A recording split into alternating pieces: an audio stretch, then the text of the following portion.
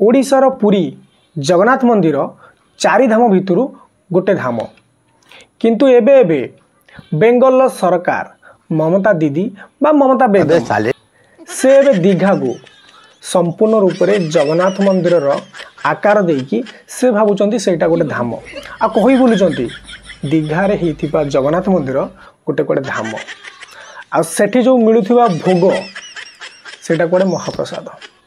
तो एबे चली पुरी रे श्री गुंडीचा यात्रा बा रथ यात्रा प्रभु श्री जगन्नाथ एबे गुंडीचा यात्रा करिकी माउसीमा मंदिर को जिबे ठीक से या दीघारे मध्य चली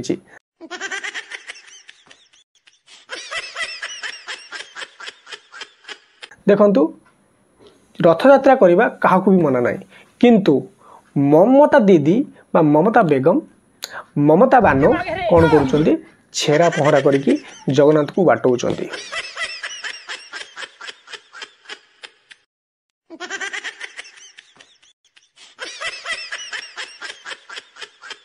देखो छेरा पहरा करवा गोटे राजार अधिकार जमती पूरी बड़दाण्ड रे छेरा पहरा हुए ठीक सेमती ममता बानार्जी मध्य छेरा पहरा करिकी प्रभु श्री जगन्नाथ को बाटौचंती।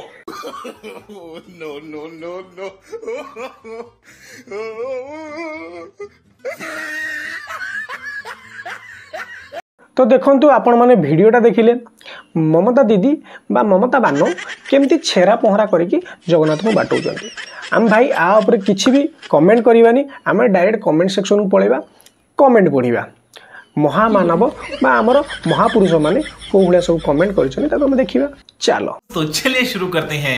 तो प्रथम कमेंट आम पढ़िबा भाई आमर लिखिचंती प्रताप साहू कौन लिखिचंती देहे मंदाकिनी रज लगाई ग्राम सुकर की होई बगाई सुकर माने घुसुरी ममता बानो आमर घुसुरी बा ममता बेगम आमर घुसुरी बोली आमर प्रताप साहू भाई आमर कहउचंती।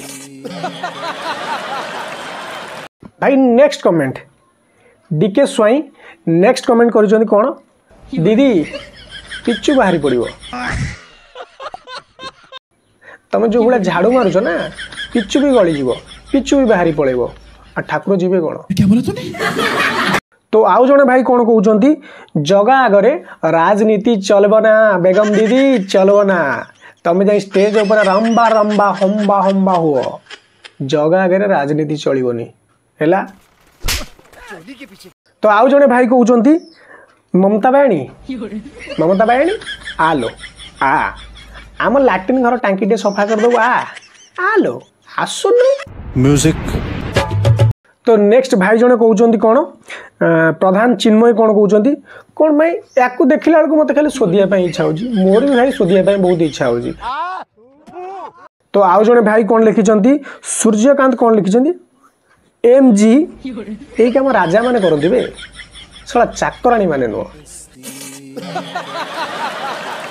तो वीडियो को आज ये शेष करवा समस्त को बस गोटे कथा कहबी रथ यात्रा जदि देखिबार अछि प्रभु श्री जगन्नाथ को जदि देखिबार अछि तो पूरी आसिक देख ना से दीघारे देख। तो वीडियो को आज ये शेष करवा। जय जगन्नाथ।